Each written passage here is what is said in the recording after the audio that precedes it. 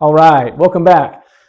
We're on the theme of objections. Okay, we've done several videos here, and objections is what everybody's scared of.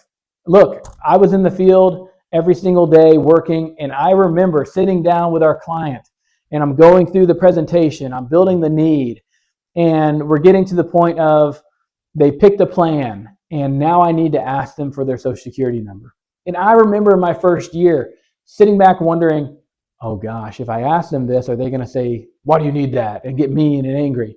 And it was just fake mental mindset that they weren't going to give it to me and that I was, going to get reprimanded or yelled at for asking. And that is just a mental game you have to overcome in yourself. I promise you, 9 out of 10 people, as you say, all right, let me verify that social, or what was your social security number? They're going to eventually give you that number because they give it out to their doctor, their Medicare specialist, their pharmacy probably. They give it out to all these different places. It really isn't that sacred of a number. And so don't act like it's a big deal, and they won't act like it's a big deal. All right, but that doesn't really help us overcome the objection. So here's the objection. And I dealt with this actually this week. So sitting there, and I asked the gentleman, Mr. Richard, what is your social, right? And I'm going through this plan. We pick one, and I'm going through, all right, by the way, before I ask for the social, I always ask for their driver's license so I can verify their information. So we go through there. I'm writing everything down on our fact finder. Write the info down on paper. It'll save you a lot of headache. So I get his driver's license. I'm writing everything down. I'm confirming everything, right? Sometimes people mess up on their birthday, so we want to make sure we have that right.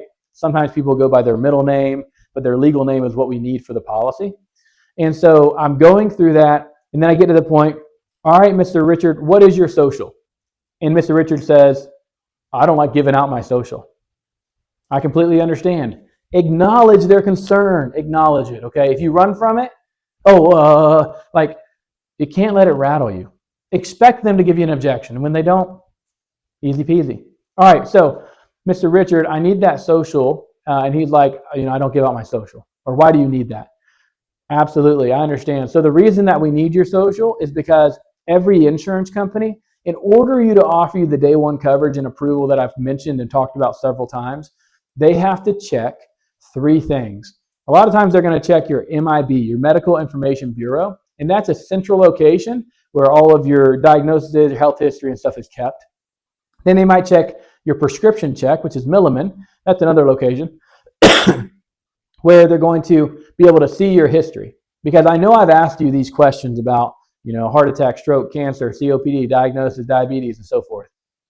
But just to protect the insurance company, in case you lied to me or somebody else, then they check that to be able to offer the approval. Very simple process, doesn't take long, and your information is secure. So what we need is we write that down, we check that, we're able to give you the approval, and go from there. So what was that social again? Notice I acknowledged, yeah, I understand. Here's why you need to know, or here's why I need the social.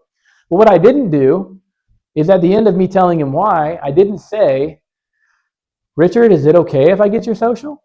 I just assumed now that I explained it and made logical sense, he's going to give me the social. So I asked for it, write it down. Remember, write it down.